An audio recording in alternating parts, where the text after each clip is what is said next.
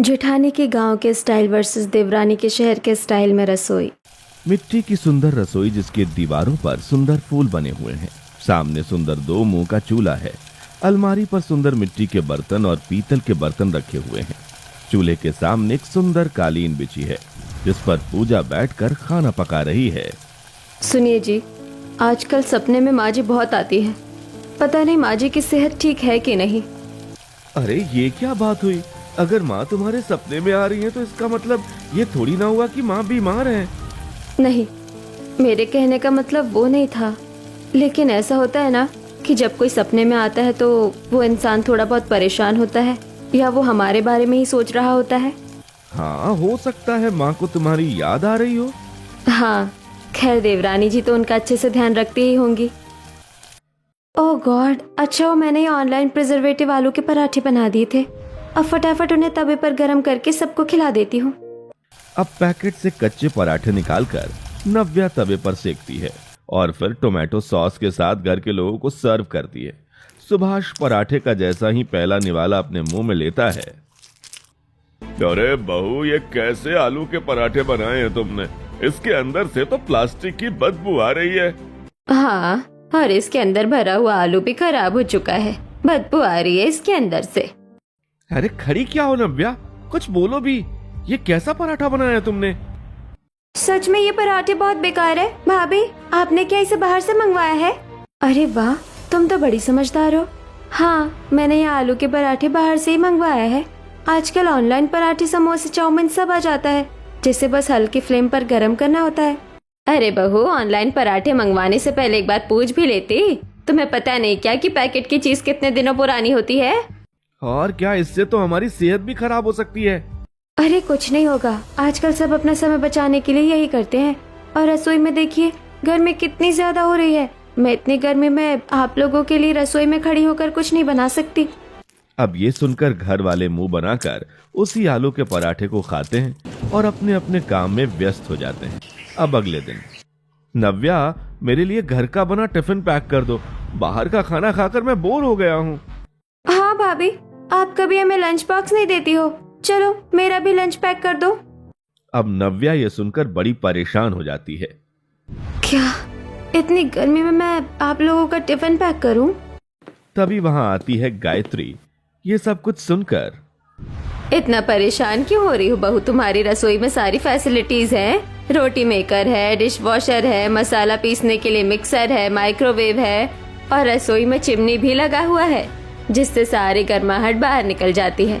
इतनी फैसिलिटी और इतनी स्टाइलिश रसोई होने के बाद भी तुम खाना बनाने से पीछे भागती हो। जाओ फटाफट सबका टिफिन पैक करो। अब मुंह बनाकर नव्या रसोई में आती है।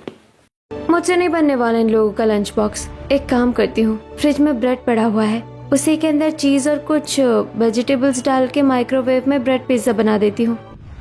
अब जल्दी फ्री होने के चक्कर में नव्या फ्रिज से ब्रेड निकालती है। उसके ऊपर कुछ वेजिटेबल्स, मेयोनीज और चीज डालकर उसे माइक्रोवेव में रखकर माइक्रोवेव ऑन कर देती है और कुछ देर बाद चीज ब्रेड पिज्जा बनाकर अपनी ननद और अपने पति के टिफिन में डाल देती है। दोनों ही टिफिन लेकर ऑफिस और कॉलेज के लिए चले जाते हैं।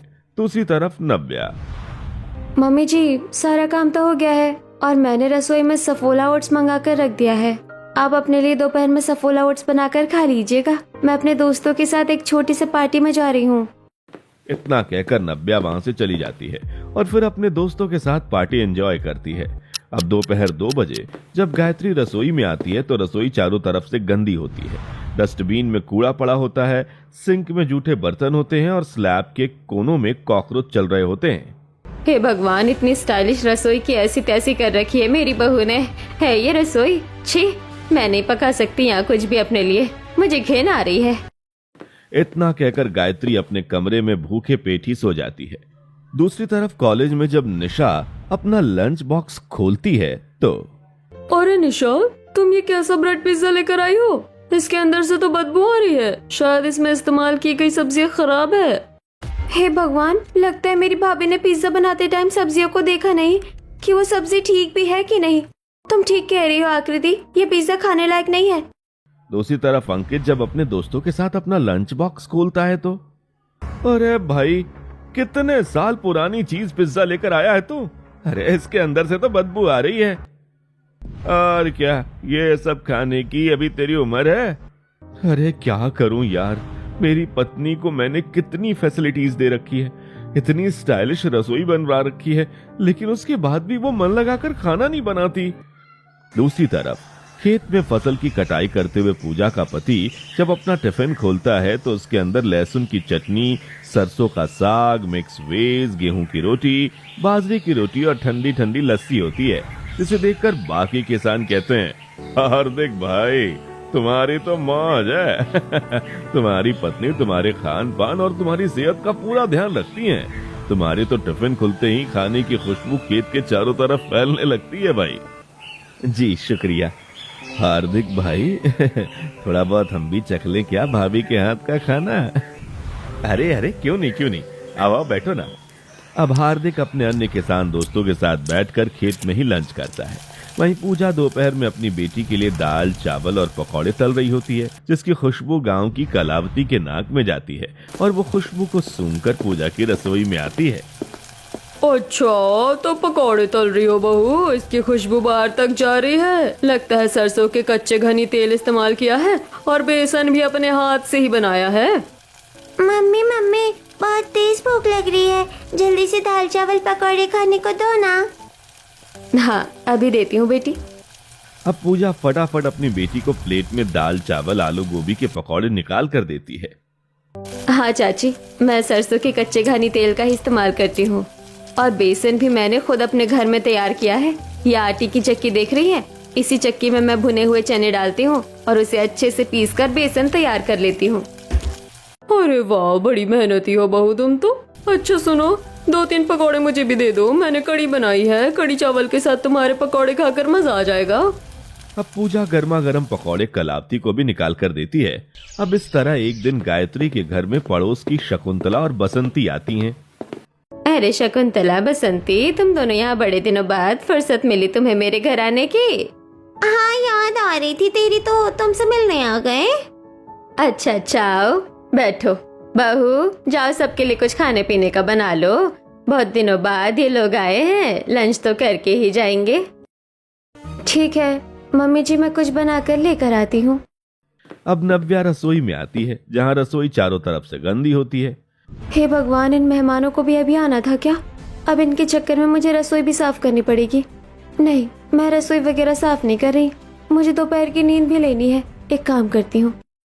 अब नव्या फ्रिज खोलती है। फ्रिज में प्लास्टिक के बैग में मसाले की ग्रेवी का बर्फ जमा हुआ होता है। नव्या उसे बाहर निकाल लेती है और फिर कुछ हरी सब्जियां काटने के बाद नव्या मसाले की ग्रेवी जो बर्फ समान है उसे तोड़ तोड़ कर कढ़ाई में डालने लगती है। अच्छा हुआ मैंने 1 हफ्ते पहले अदरक, लहसुन, टमाटर और खड़े मसाले का पेस्ट तैयार करके उसे फ्रिज में रख दिया था। अब इन्हीं मसालों से मैं कढ़ाई में थोड़ा सा भूनकर सब्जी बना लूंगी।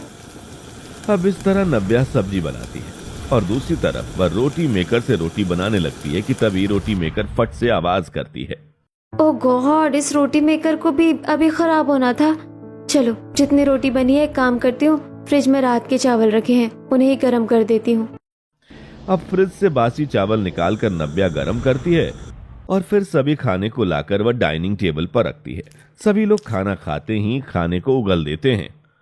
गायत्री, ये कैसा खाना बनाया तेरी बहू ने? सब्जी के मसाले तो कच्चे हैं और चावल पे बदबू मार रहा है, रोटी भी ठीक से पकी नहीं है। सच में तेरी बहू ये कैसा खाना रखकर चली गई है हमारे आगे? वैसे तो वो बड़ा मोहल्ले में कहती फिरती है उसकी रसोई स्टाइलिश है, स्टाइलिश रसोई में ये घटिया खाना बनाया है तेरी बहू ने। लगता है उसकी बहू झूठ बोलती है। चलो जरा देख कर आते हैं। अब सभी रसोई में आते हैं, जहाँ नव्या फ्रिज में 1 हफ्ते पुराने मसाले की ग्रेवी को रख रही होती है। चलो, आज 1 हफ्ते पुराने मसाले का यूज हो गया है, मैं तो इसे फेंकने ही वाली थी। बाप रे गायत्री, तेरी बहू ने हमें 1 हफ्ते पुराने मसाले से सब्जी बनाकर खिलाया है। छी, वहाँ चावल भी रखा हुआ है जिसमें से गंदी बदबू आ रही है। इसका मतलब वो चावल भी बासी था। सच में, ऊपर से ये रसोई कितनी ज्यादा गंदी हो रही है। अरे ये स्टाइलिश रसोई नहीं बल्कि कबाड़ खाना लग रहा है। अरे बहू, तुम इस घर की गृहिणी हो, तुम्हें रसोई को साफ करके रखना चाहिए। यहाँ तो पानी पीना भी पाप है। हम जा रहे हैं गायत्री। अब इतना सुनकर गुस्से से बसंती और शकुंतला वहाँ से चली जाती हैं। ये देखकर गायत्री बहुत उदास हो जाती है। बहू, ये सब क्या है? तुम्हारी वजह से मेरी दोनों सहेली बिना कुछ खाए यहाँ से चली गई। ऊपर से तुम्हारी रसोई एनी टाइम गंदी क्यों रहती है? क्या मैंने तुम्हें किसी चीज की कमी दे रखी है जो तुम ऐसा कर रही हो? सॉरी मम्मी जी, आज तो मुझे भी बहुत गिल्टी फील हो रहा है। मुझे ऐसा नहीं करना चाहिए था। मैं आज ही मॉल से जाकर एक्सपेंसिव पैकेट वाले न्यू मसाले लेकर आती हूँ और फिर उसी से खाना बनाकर आप लोगों को खिलाऊंगी। अब मॉल जाकर नव्या ढेर सारे एक्सपेंसिव सब्जी के मसाले खरीदती है और घर आने के बाद उसी मसाले से वो खाना बनाती है। इतना एक्सपेंसिव मसाला लिया है तो सब्जी तो अपने आप अच्छी बन ही जाएगी। इसे 10 घंटे तक खड़े होकर पकाने की कोई जरूरत भी नहीं है। अब नव्या सब्जी रोटी बनाकर घर वाले को खाने को देती है। अरे बहू, तुम तो मॉल से महंगे मसाले लेकर आई थी ना, उसके बाद भी ये सब्जी इतनी बेकार क्यों बनी है? सच में सब्जी में पानी और नमक के सिवा कुछ स्वाद ही नहीं आ रहा है। लग ही नहीं रहा है कि इसमें मसाला भी डाला है, और अगर डाला है तो शायद ये ठीक से पका नहीं है। पता नहीं हमारी बहू हमें कब अच्छा खाना बनाकर खिलाएगी। ओह प्लीज, इतना भी बुरा नहीं बनाया खाना, मुझे तो ठीक लग रहा है। अब अगले दिन सुबह नव्या नाश्ते में सबको नूडल्स, मोमोज, सैंडविच जैसी चीज बनाकर खाने को देती है। बहू ये क्या है? 60 साल की उम्र में मैं चाउमीन और मोमोज खाऊंगा? पापा जी, आज लेट उठी थी इसलिए कुछ बना नहीं पाई। पर भाभी, चाइनीज फूड मैं खा सकती हूँ, भैया खा सकते हैं, लेकिन मम्मी पापा थोड़ी ना खा सकते हैं। आपको थोड़ा तो सोचना चाहिए। अब इसी तरह कुछ हफ्ते गुजरते हैं और एक दिन बालकनी में गायत्री अपने पति के साथ बैठकर शाम की चाय पी रही होती है। सुनिए जी, मुझे अपनी बड़ी बहू की बहुत याद आ रही है। वो कितने अच्छे पकवान बनाती थी। हाँ, ये तो तुम ठीक ही कह रही हो। बड़ी बहू के हाथ के खाने की तो बात ही कुछ और है। उसके हाथों में जादू है, जादू। सुभाष इतना कहता है तभी गांव से पूजा का कॉल आता है। गायत्री फोन उठाती है। हेलो बहू, तेरी तो बड़ी लंबी उम्र होगी। तुझे पता है, मैं भी तेरे बारे में बातें कर रही थी। और बता, कैसी है तू? माँ जी, मैं बिल्कुल ठीक हूँ। और मैंने इसलिए फोन किया था कि बच्चों की गर्मियों की छुट्टी पड़ रही है, तो मैं 1 से 2 हफ्ते के लिए गांव से शहर आ रही हूँ। सच में तुमने तो ये बात बताकर मेरा दिल खुश कर दिया। चलो फटाफट आजा, मैं तेरा बेसब्री से इंतजार कर रही हूँ। चलो फोन रखती हूँ। इतने में नव्या आती है। अच्छा, तो जेठानी जी आ रही हैं। पापा जी, आपको ऐसा नहीं लगता कि जेठानी जी के नाम से मम्मी जी कुछ ज्यादा ही खुश हो रही हैं? बहू, तुम्हारी जेठानी है ही इतनी अच्छी कि उसके नाम से घर का हर सदस्य खुश हो जाता है। ये सुनकर नव्या चिढ़ जाती है और पैर पटकती हुई वहां से चली जाती है। दूसरी तरफ पूजा अपने पति से, सुनिए जी, हम गांव से शहर जा रहे हैं। मैं जानती हूँ कि आपको शहर का खाना तो पसंद आएगा नहीं, इसलिए मैं गांव से ही दाल चावल और अपने हाथ के बने हुए सभी देसी मसाले और अपने आंगन में उगी सभी हरी भरी सब्जियां लेकर जाऊंगी। और सोच रही हूँ ये सिलबट्टा भी लेकर जाऊं। माँ जी को सिलबट्टे की चटनी बहुत पसंद है। अरे तुम पागल हो क्या? इतना सारा सामान उठाकर ले जाओगी? जानती हो बैग कितना ज्यादा भारी हो जाएगा। और वहाँ तुम्हारी देवरानी की रसोई तो है ही। सुना है उसकी रसोई काफी स्टाइलिश है। अरे रहने दीजिए, उनकी रसोई का खाना तो माँ जी खाती ही है, लेकिन गांव के रसोई के सामानों से जब मैं वहाँ सबको खाना बनाकर खिलाऊंगी ना, तो वो सब खुश हो जाएंगे। और हाँ, बैग भारी हुआ ना तो हम कूली कर लेंगे। मम्मी मम्मी, बहुत मजा आएगा ना शहर जाकर? हाँ बेटी, बहुत मजा आएगा। अब पूजा बड़े से बैग और थैले में चावल, दाल और अपने देशी मसाले के डब्बे, हरी भरी सब्जियां और सिलबट्टा बैग में भरकर पैक कर लेती है। अब अगले दिन पूजा ट्रेन से अपने परिवार के साथ गांव से शहर आ रही होती है। अब शहर पहुंचते ही एक कूली के माथे पर पूजा अपना सारा सामान रख देती है। अरे बाप रे, सामान तो बहुत भारी लग रहा है मैडम आपका। लगता है गांव से पहली बार शहर आई हो। अब शहर में ही बसने का इरादा है?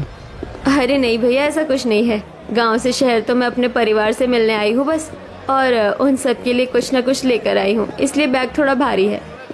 अब टैक्सी करके पूजा अपने शहर के घर में आती है, जहाँ सभी के चेहरे पर मुस्कुराहट होती है, लेकिन नव्या थोड़ी चिड़ी होती है। वहीं पूजा और उसका पति सभी के पैर छूकर आशीर्वाद लेते हैं। वहीं उसकी बेटी, प्रणाम दादी जी, प्रणाम दादाजी, प्रणाम चाचा जी, प्रणाम चाची जी। अरे बस बस बेटा, आओ अंदर आओ।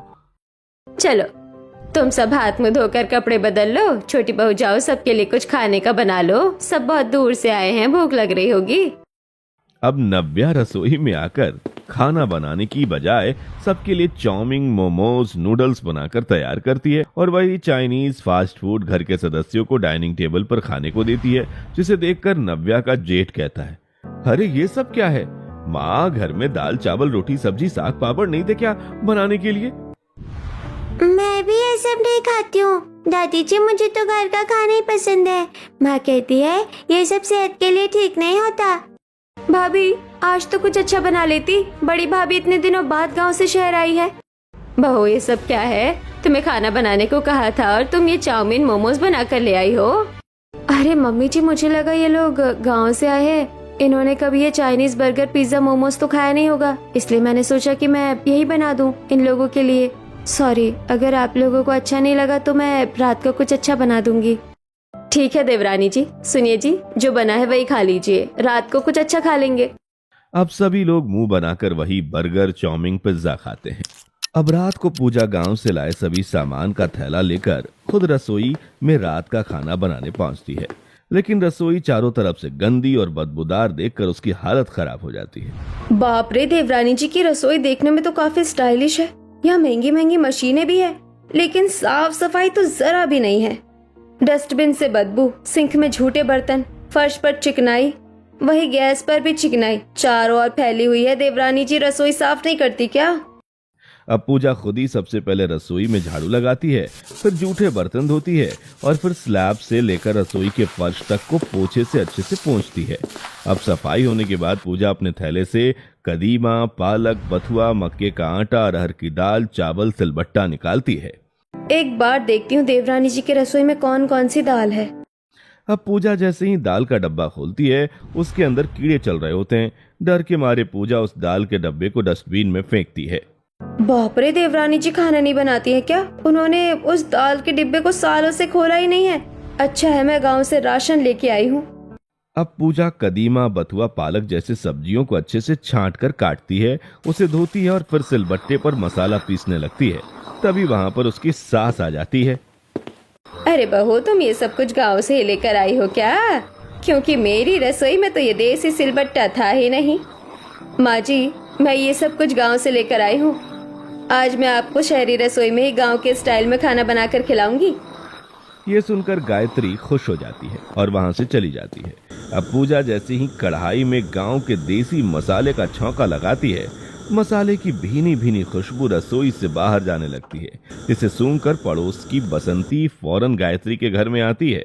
अरे गायत्री, तेरी रसोई से तो कभी खाने की खुशबू नहीं आई। जहाँ तक मुझे पता है तेरी बहू तो खाना बनाती भी नहीं थी। आज ये खाने की भीनी भीनी खुशबू तेरी रसोई से आ कैसे रही है? तेरी छोटी बहू खाना बनाना सीख गई है क्या? बिल्कुल नहीं, ये सब उसके बस की बात नहीं है। दरअसल इस खुशबू की वजह मेरी बड़ी बहू है जो गांव से आई है। आज वही रसोई में खाना बना रही है।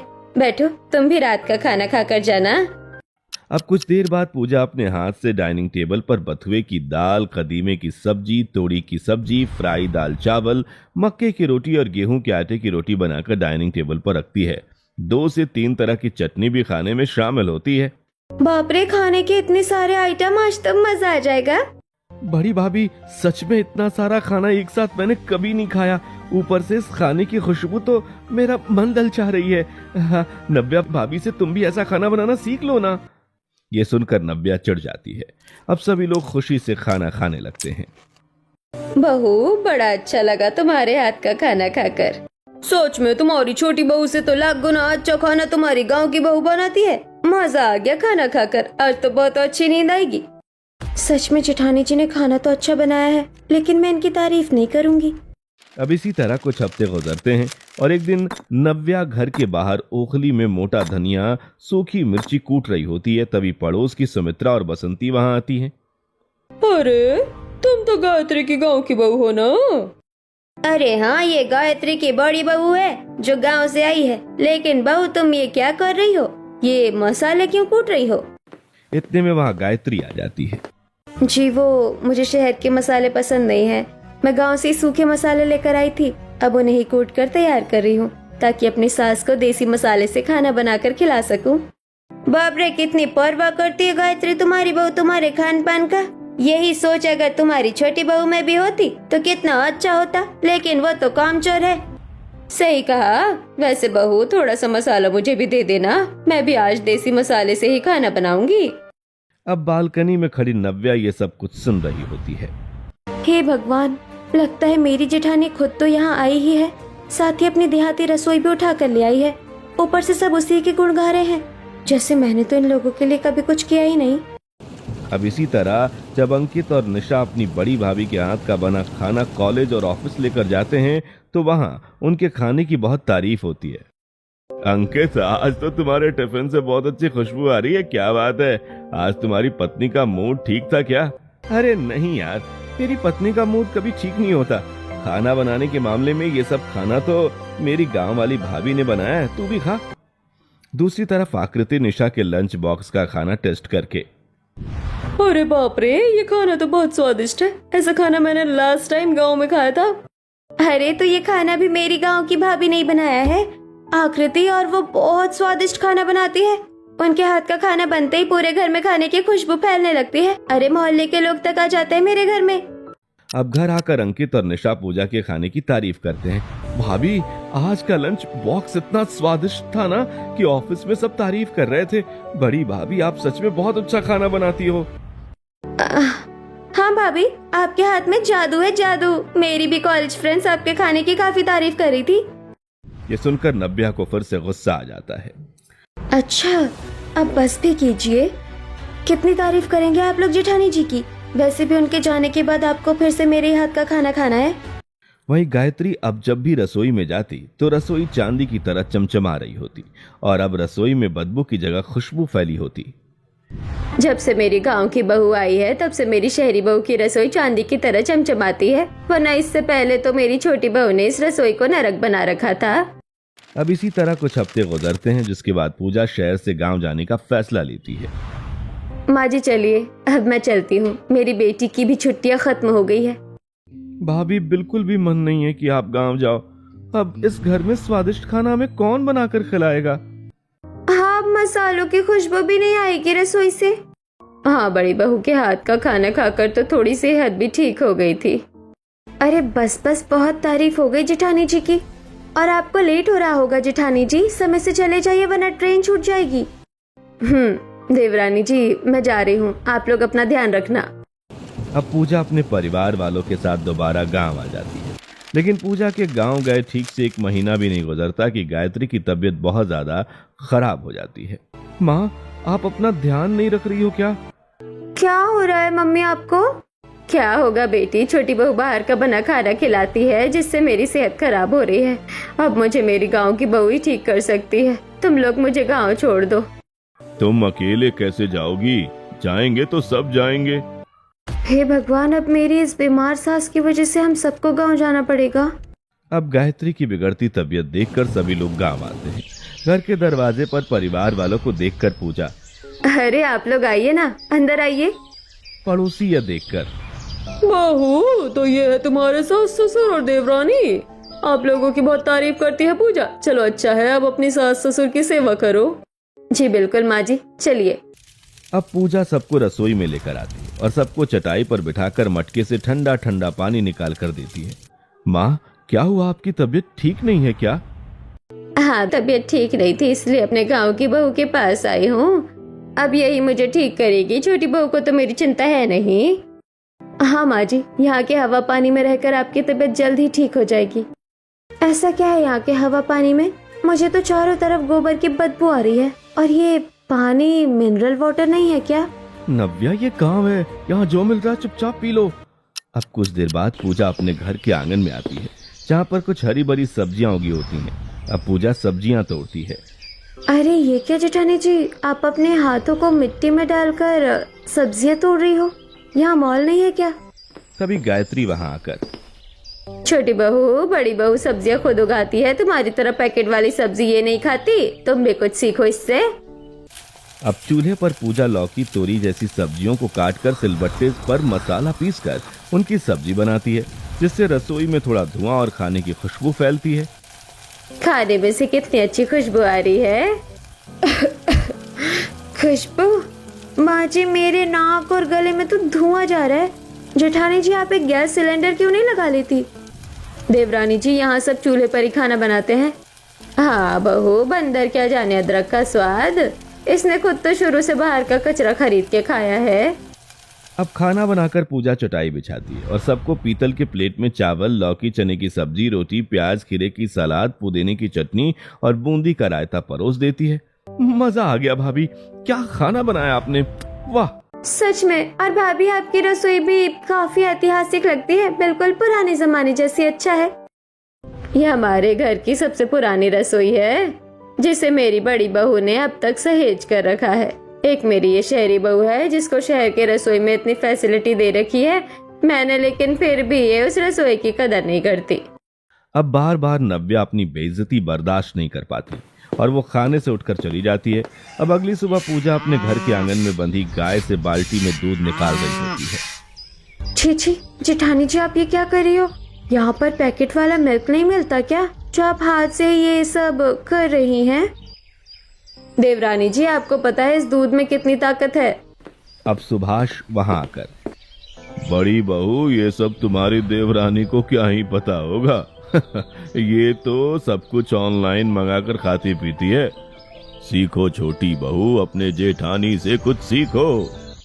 अब फिर से नव्या को गुस्सा आ जाता है और वो दांत पीसती हुई वहां से चली जाती है। बस बहुत हो गया, अब मुझे अपनी जेठानी के साथ कुछ तो ऐसा करना पड़ेगा जिससे इनकी बेइज्जती हो, क्योंकि शहर से लेकर गांव तक इन्होंने सिर्फ अपने अच्छे कामकाज के चक्कर में मुझे बदनाम ही करवाया है। अब अगले दिन नव्या देखती है कि चूल्हे पर 2 से 3 तरह के पकवान बनकर रखे हुए हैं। बहुत अपने मसालों और खाने की तारीफ करती है ना जेठानी जी, अब देखो मैं क्या करती हूँ। नव्या आंगन से मिट्टी उठाकर लाती है और मसाले के बरनी में भर देती है।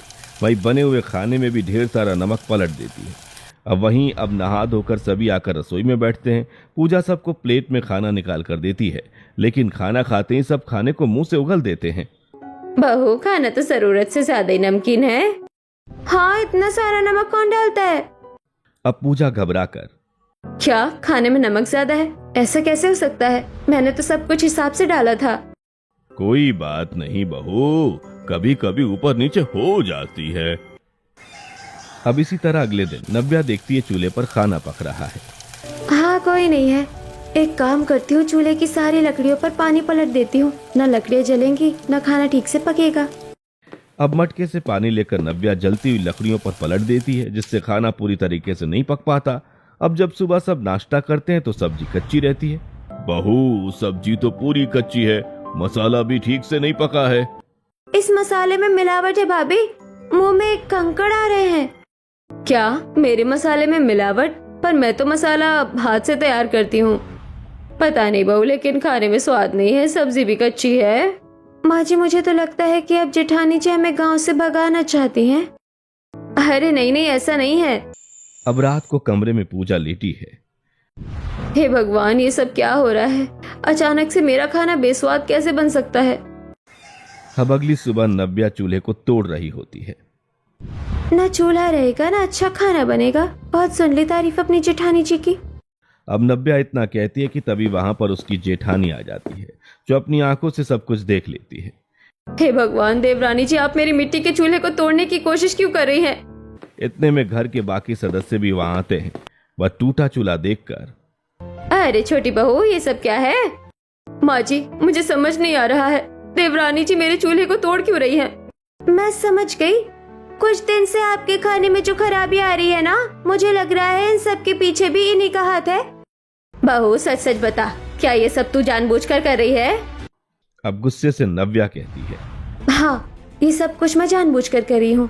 और क्यों ना करूँ? शहर से लेकर गांव तक आप लोग बस मेरी जेठानी की तारीफ करते हैं, जैसे मैंने तो आप लोगों के लिए कभी कुछ किया ही नहीं है। अरे मुझे नफरत होने लगी अपनी जेठानी से। देवरानी जी, लेकिन मैं तो आपसे बहुत प्यार करती हूँ, मेरे मन में आपके लिए सिर्फ प्यार ही है। नाटक है आपका ये सब, मैं जानती हूँ। जब जब घर वाले मेरी बेइज्जती करते हैं तब तब आप खुश होती हैं। ऐसा कुछ नहीं है नव्या, और तुम गिरी हुई हरकत कैसे कर सकती हो? अरे तुम चाहती तो अपनी जेठानी से चीजें सीख भी सकती थी, लेकिन तुम्हारी छोटी सोच ने चीजों को सीखने की बजाय चीजों को खराब करना ज्यादा ठीक समझा। छोटी बहू, तुम्हारे अंदर ईर्ष्या इतनी ज्यादा बढ़ गई है, तुम हमारे मन में भी जहर घोलने लगी। अब ये सुनकर नव्या को शर्मिंदगी महसूस होती है और वह देखती है कि उसकी जेठानी की आंखों से आंसू गिर रहे हैं। जेठानी जी मुझे माफ कर दीजिए, मुझसे गलती हो गई। मुझे इतना बुरा तो नहीं करना चाहिए था आपके साथ। मैं अभी आपका चूल्हा ठीक कर देती हूँ और आज से मैं आपके साथ खाना बनाना सीखूंगी और मसाले बनाना भी। बस आप मुझे माफ करके एक मौका दे दीजिए। तुम मेरी छोटी बहन हो, मैं तुम्हें एक क्या 1000 मौका दूंगी। अब अपनी जेठानी के साथ मिलकर नव्या चूल्हा ठीक करती है और फिर एक हफ्ते तक अपनी जेठानी से अच्छा खाना बनाने की ट्रेनिंग लेती है। और जब वह चूल्हे पर खाना बनाकर सबको खिलाती है तो सबको उसके हाथ का खाना बहुत अच्छा लगता है। छोटी बहू, खाना बहुत अच्छा बना है। शुक्रिया माँ जी। अब कुछ हफ्ते बाद पूजा के ससुराल वाले दोबारा शहर जाने लगते हैं। जेठानी जी, मैं जा रही हूँ, आप अपना ख्याल रखना। तुम भी अपना ख्याल रखना देवरानी जी। अब खुशी खुशी नव्या अपने परिवार वालों के साथ गांव से शहर आ जाती है। अब नव्या जब शहर की रसोई में खाना बनाती है तो पड़ोस के लोग खाने की खुशबू सूंघकर घर के अंदर आ जाते हैं। गायत्री, तेरी बड़ी बहू गांव से फिर आ गई है क्या? हाँ पक्का, इसकी बहू ही आई होगी गांव से, उसी के खाने से इतनी अच्छी खुशबू आती है।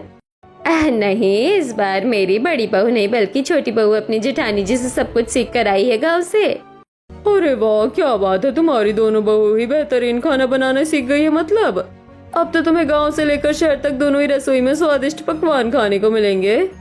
नव्या खाने की कटोरी लाती हुई। बिल्कुल ठीक कहा आपने। अब से माँ जी को अपनी दोनों ही बहू का सुख प्राप्त होगा। लेकिन आप भी खाइए मेरे हाथ का खाना। अब पड़ोसी खुशी खुशी नव्या के हाथ का स्वादिष्ट खाना लेकर चले जाते और इस दिन के बाद से गायत्री अपनी दोनों ही बहू का सुख भोगने लगती है।